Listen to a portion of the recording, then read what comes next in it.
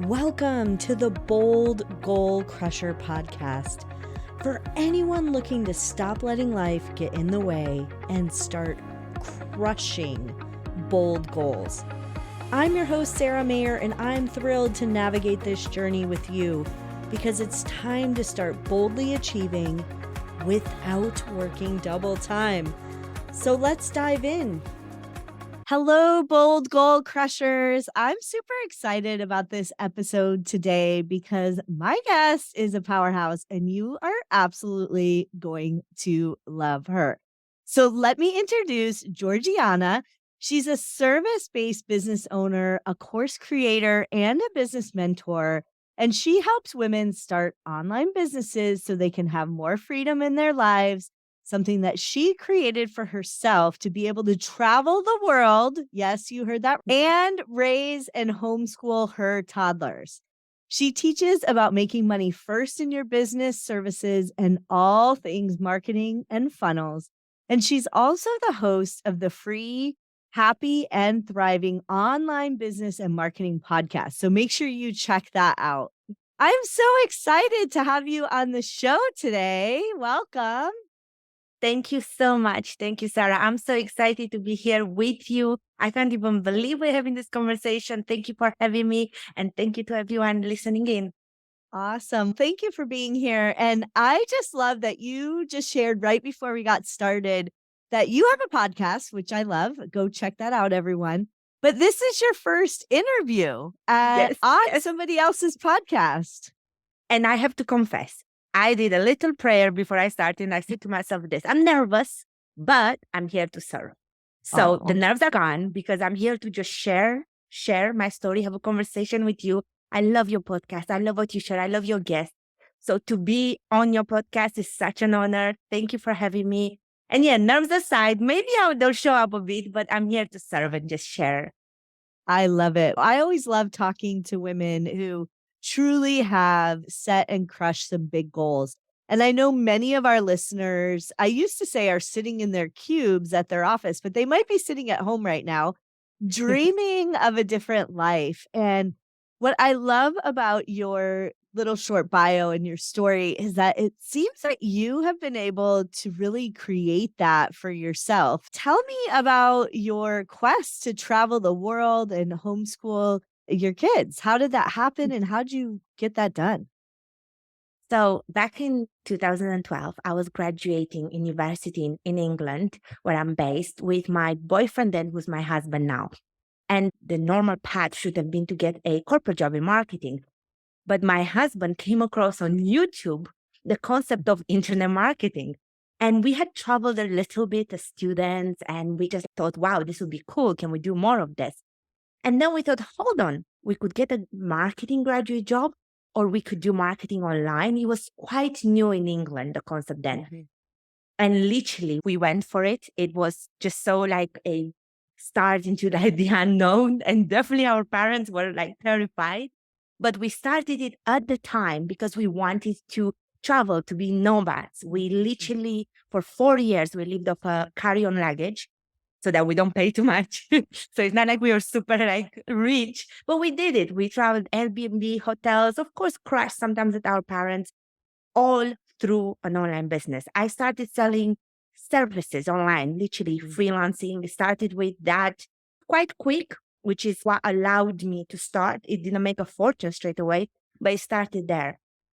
And as we progressed in our lives as well, we knew we wanted to get married to start a family. And I knew since I was a little girl that I wanted to homeschool my children. Mm-hmm. And now with the business, I knew that if I keep this going and I make it in such a way that I make sure I continue to make money from home, that dream can become a reality. And it hasn't always been easy. And in fact, in the first 4 years, I had twice bridge jobs because every time I had to come back and live for a little bit in London, especially because my husband has a different business, still online. Sometimes he had to do events in London. The money I was making were London money because everything is so expensive there. So I had to get the bridge jobs, but I promise you I couldn't give up because now I was close to, I'm engaged, I'm going to get married, I'm going to have children. My last bridge job, I quit on my honeymoon because I literally I already booked the honeymoon for longer than I had annual leave. And I didn't have anything. I had a conversation with a client for maybe a couple of in dollars, with maybe like $500. That's it. But I was like, this is happening because now I was all that time an entrepreneur, but maybe once 4 months, once 6 months, I was in a job. But it was the pull. I knew that I wanted to get pregnant, to have a baby, to homeschool. And I was like, I don't know how, but this is working for me. That's been my biggest pull to first the traveling and living, which we did. And I'm so grateful for that because as life changed now with the little ones, we're like, oh, remember when we traveled? And it was all through this. So for me, my business is for my life. It's like the way around.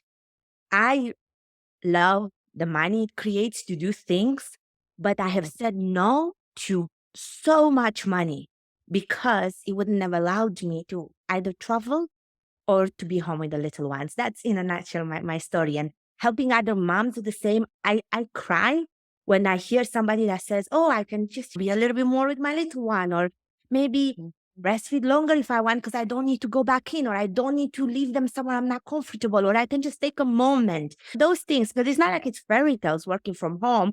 Sometimes it's hard, but it's that real stuff that matters. That's what I'm most passionate about. Yeah. And I love this because you were actually able to reverse engineer almost your life. Like you're not living to work, you're working to live. And so many of the women entrepreneurs that I talk with, they leave their 9 to 5 because they want freedom. And that's a great cause. They want to be able to pick up their kids at school. And then they build a business or a life that they're paying somebody else to pick up their kids, or they're rushing to go pick up their kids in the carpool line and they're annoyed because they're missing some meeting, and Yeah. they've created something that isn't conducive to why they left. And so I love that you were able to create it so that you can still enjoy your life. So how do you set those boundaries or that work time so that your business doesn't interfere with your life? I'll be very honest. I don't think I have it perfect. I'm still on the quest of figuring it out, honestly, because there's two things here. There's where I want the business to be, which ultimately it's all for my life's purpose, my family, our well-being, financial time, everything for what I contribute to that. But also there is this other part of the life I have to live. I won't say I have it figured out. Like I definitely have a lot of frantic moments. Oh my goodness, it's all over like the place a day. But what I can say that I genuinely did, and I'll share some raw stories about it, is just deciding that this is a great opportunity and this could make a lot of money and this is going to take me far, but this is going to take me away from the goal. One of the things that looked like that for me was in 2017, where having the first baby turned to be a lot more difficult than I thought, with a lot of just issues along the way. And I was building an agency, a marketing agency. I'm a marketing consultant on the service side of my business. And it was working. I picked up some people like I've worked with over the years that was really working well, getting things going. But I lost a pregnancy, well, more than one, and my stress level was so high. And I was like, you know what? Dial back. I don't need all that money to survive. I just need to make good money from home so that I don't need to go get a job to pay my bills, to live well, to feel like I'm comfortable. So that was a huge part in my career in 2017 when I said no. And I worked for that to get it there. And I just dialed back and I said, no, I'm going to keep that this way. And I kept on. I was really being tested of what I really want, because it was like that period that I was getting calls after calls. And I think in a period of maybe 3 months or so, I like kept on rejecting things that were like 10K a month, 20K a month. I was like, wow, what's that? But I kept on having to say, it's not possible because I can't do it alone. And you know what? I feel in my heart, I should just do what I can handle and rest and have my baby. And I did. I had my baby. And then and it was actually as of recent, once my second one was a little bit older, I was like, oh, maybe I would like to build that agency. Maybe like I would like to ignite the dream. So that's an example of how I did it. Truthfully, it doesn't mean, I'm not saying that saying no to the money is the way. I still think I have that figured out. I still think that in the process, I could have more abundance in my mindset and said, no, I can have both lots of money and growth and the freedom. And I think along the way, I've learned a lot about that. And it was a lot of inspiration women like yourself, Sarah, and lots of other women in the space that are saying you can have it all, as in you can have your family life how you want it, and you can grow. You just have to be super open to it and then figure out how. Yeah. So for me, it was more of, okay, what do I love more? What can I add more and grow? And there's many things you add courses and coaching and add different levels to your business. And there's freedom and there's growth in money. So that's what, and I continuously do it. I continuously say no to things, and I'm continuously trying to find this balance. But there's like this, I think the key for everyone listening, because not everyone will have the same desire, but the key is tapping into that non-negotiable desire that you're feeling trapped if you can't. And that looks different for everybody. Yeah. And when you feel that, I think I was learning somewhere about this in a coaching program, that there's nothing quite when you have that fight or flight thing in you, because oftentimes when we fight for something because we need to pay the bills or we lose our home or something, we bring the best in us. Later on, when we're comfortable and we need to grow, can be a little bit harder to bring back that fire that made us make things out of nothing. So for me, that fire is continuously, what my non-negotiable is freedom. Like, I gotta support myself from home. Yeah. And it can't even be a 9 to 5 from home, because that wouldn't work around what I build with my little ones and with my husband, who's also working his business from home. So we share, and it's mostly just us with some help from grandparents. And that's my non-negotiable. If something falls, a fire ignites. I think that's what can work for everyone. They're non-negotiable. You will fight through something to get to what you need. Yeah, I love it. And I love that you're so grounded in the non-negotiables. You truly understand your why. And I think many times people start a business and they're like, oh, I need to have this, or I need to have freedom. Or they lie to themselves and say, I just want to help people. But in reality, they want to have freedom. And so I love that you have that true foundation and rock. And whatever listeners out there, whatever your reason for starting your business is, or leaving your 9 to 5, or chasing your dreams, that's okay. And so many times I notice that women say, it's not about the money, but it really is. And it's okay to say, I'm quitting my job because I want to have more money and I want to build an empire, and that's okay. But many times there are naysayers out there. And you mentioned this, your families, your and your husband's families, when you wanted to travel the world. So how did you navigate that when they were maybe not as supportive of your journey? First, I want to be so honest. First, chaos.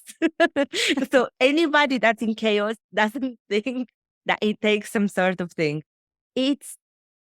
I think one of the things I feel very blessed with, and I listened into the last interview that you also had with Coach Farah, right? That you talked about this. He's not doing it alone. It was a blessing in the fact that both my husband and I were doing it. Although we're doing different businesses, we were both doing online businesses, and he was my boyfriend, and directly affecting each other, which meant that if one had to go back to London to get a job, it affected the fact that our business could pay to be in Portugal, where Airbnbs were like a great price and we could live in freedom. So we had to keep ourselves together. And that, I think that helped with the mindset. It took a long time to grasp the fact that our families weren't trying to hurt us. So that's the main thing I want to share with anybody. They're just afraid because they know, especially if you started as fresh as we did, before we really had a grasp of what finances will mean for your life and how that's why what you just said, money is important. We can't help people if we can't pay our rent, through which we come online and help people and all the other things. So I think that came later, where I'm like, oh, it's okay. I understand you're just trying to protect me. You aren't trying to tell me I can't. right? And even if I Yeah. wish you said this or that, I know you loved me and supported me because they still didn't desert us. Like when we turned at the door because the money finished and we waiting for the next payment, they didn't kick us out. But that was like, that's just, I think, something that comes later. But if you can grasp that from the beginning and say, you just love me, you're just trying to Mhm. protect me, I think that helps inside. And the second thing, honestly, is for me, it was that we were doing it together. I think we support it. So if you can find someone, but if not, a lot was personal development. I Yeah. haven't actually heard coaches, even people you watch on YouTube, listen on podcasts. I haven't heard many people share their story of entrepreneurship where they had the whole family support them. It's a blessing if they did, Mhm. but I think most people are afraid of entrepreneurship. And Mhm. that's why they are afraid for you. And there's the other side. Obviously, you may have even people that are afraid Mhm. because you're doing it and they wanted to do it, but they think that. So there's many elements sourced through that. But for me, that's what it was. It wasn't always easy. And I definitely have cried Yeah. and got upset with my parents because they were more like empowering, but they did support me. They picked me up when it was hard. And Yeah. it's so the same on my husband's side. Um, yeah, and the rest I think was just for that. But cementing into, we are listening to so much personal development. I was missing a Marie for Leo website with episode at the time, and just like general personal development, which I think helped because it was helping me see another world. Yeah. Yeah. What's really interesting is you brought this up that I think so many people are afraid of entrepreneurship. And I think when people see you doing something as like a family member, it comes from a place of caring, like you mentioned, and Mm. love, but it does bring up fears of their own. What if they don't get a paycheck? What if this happens? What if they lose their house? What if they can't pay for health insurance for their kids and that? And so those fears come from their place of insecurity as well. And somebody said this on one of my podcasts, so I'm not creating this quote myself, but they shared that the paycheck is like a drug. It's like the drug that your employer gives you every week to keep you coming back because it's going to be there. It's really safe. They take care of your taxes for you. And it's really a safety net. And a lot of people, especially from the older generation, they've worked for the same company their whole life. And so they've always had companies who are providing for them. Maybe they're giving them pensions. And that's just simply not the case anymore. Yeah. There's not as much company loyalty to employees. And so I think they have this sense of security because it was there for them, Yeah. but that's not there any longer. So I Right. love that you shared that it was chaos at first. And probably even more so because you both were doing it. If he had Yeah. gone and got like a regular job or you had got a regular job and he was doing this, they Yeah. might have been a little more supportive, but Yeah. And honestly, here's the truth though.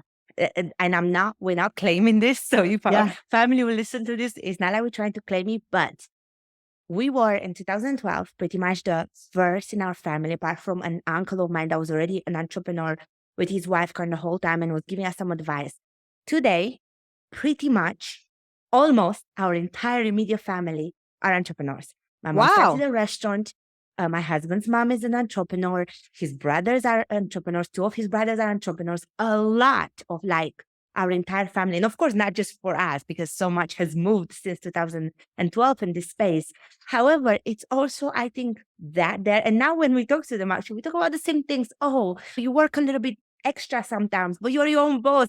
Now I'm thinking these conversations that we used to have in 2012 and used to think they are crazy. And it's a matter of sometimes seeing something you believe in. For our age, now generation, we believed in the stories we saw on YouTube Mhm. from people over the pond because we are seeing for us here in Yeah. England, mostly people in America starting this.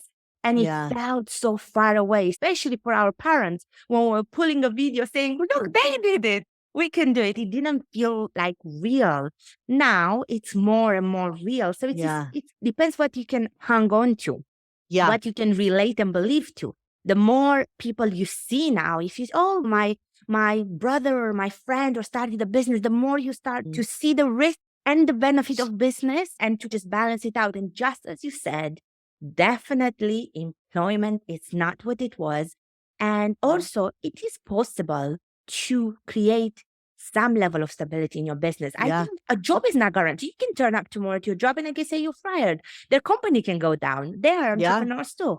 The same way, you can lose a client, you can have something happen, your launch might not work or your book might not sell, but you can create stability. You can Yeah. ultimately work towards stability.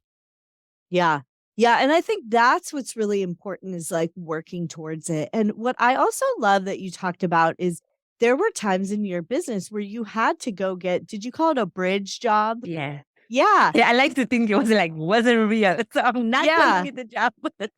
I I'm hope calling you it a didn't tell bridge the job. employer that though. Like, this is just my bridge job. Yeah. But And I'm what allergic to the word boss. So I've never allowed anybody to say boss.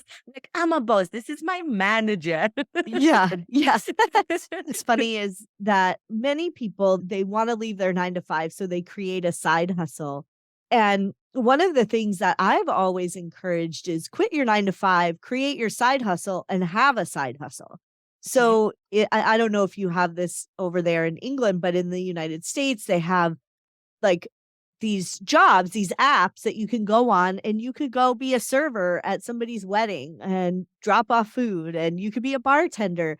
And so sometimes that 9 to 5, because you're locked into whatever the hours are. And what job really is 9 to 5? They're usually like 8 to 11 at night. But Mm. you're locked into those hours and you have to be on, and some companies track what you're doing on the computer. Sometimes it might be better to quit that job, create a side hustle, and have a side hustle for your side hustle. Yeah, Yeah. exactly. Definitely. And so many people do that constantly. It's also sometimes that you're not allowed to be seen on social media and you Mhm. do all of this hidden, In the and secret, which I've yeah. done. The two brief jobs that I've had were in the office. It was mostly because I was trying to reference into apartments, which here in England is another thing, Yeah. very in line with what you just said. I once, the last apartment that I did with the job that we had in London, I got the job. I signed the contract the day after I went and rented with my husband this apartment. So we both, he was still in self-employed in business, but I wasn't working at that level. So we Yeah. had to bring more income. So I had this job because his business was so on and requiring Yeah. a lot of him.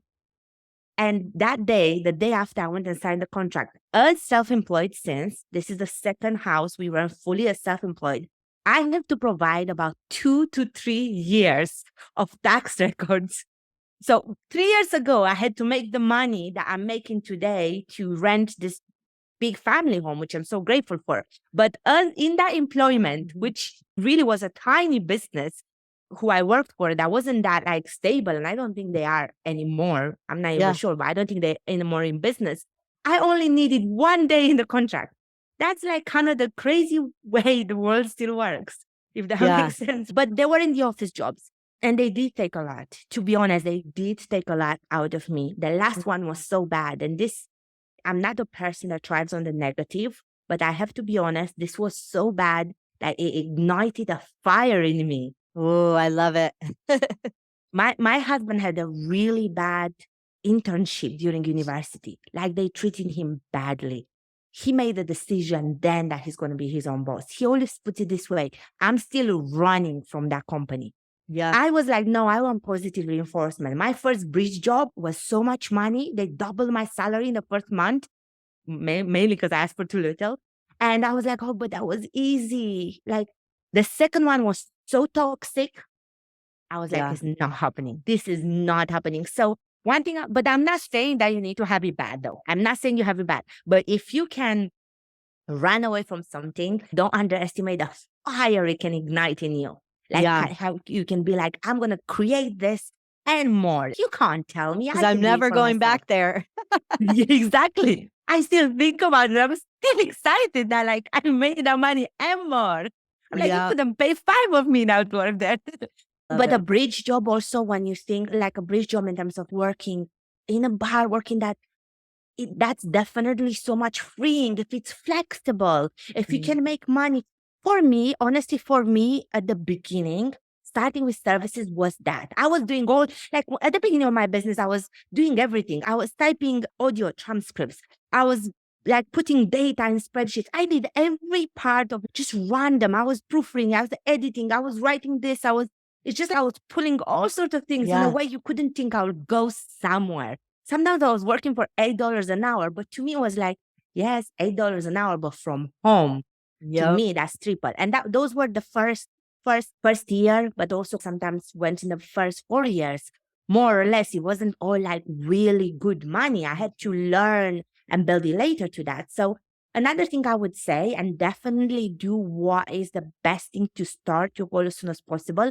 But there are a lot of opportunities online, a lot Mhm. that bring in money like a job, Mhm.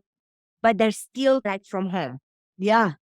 Yeah. And how would you go about finding those? If you wanted that to be your side hustle while you're building something, what would you suggest? I'll tell you how I did it back in 2012, and I still teach this a lot. Mhm. So if you want a side hustle online, you mean, right? Yeah. Like the services, I would like pretty much every single skill one has can be a service. And Yeah. that can be whether you are good at photography and you can go and photograph someone, maybe not a professional level, or help someone film reels. Or it can be whether you are going to help someone order their things online. So be a virtual assistant or a personal assistant. Or it can be whether you're good at editing, or it can be whether you're good in a software. Or as I said, I was doing everything. I was transcribing people's things. I was just everything that I can pull together to start making that $1,000, $2,000. So what I would do, I have a freebie, if you're okay for me Yeah. to mention it. It's called the Simple Service Offer. And in this, I really help you to brainstorm everything you're passionate about. Or you may be an admin in your job. You may, whatever you're doing in your job. And then I direct everybody to start with these freelance platforms. Doesn't mean you Yeah. need to work there, but I call them the fruit and veggie market. And Oh, I this love it. how I think about it. Sarah, let's say we go into a fruit and veggie market, right? Mhm. I like the ones in Spain. My family lives in Spain. And they're full of avocados and apples and bananas and things. What's the one thing we see for sure there? There are people selling fruit and veggies, and there are people buying fruit and veggies. Some Yeah. are organic and well priced. Some are super cheap. But if you see there, they start their shift at 5, and I think they stop at 1, at least in my favorite one in Spain, 5 a.m. to 1 p.m., you're going to see business happening. So if Mhm. you have ever thought about selling fruit and veggies, there's so much you can learn there.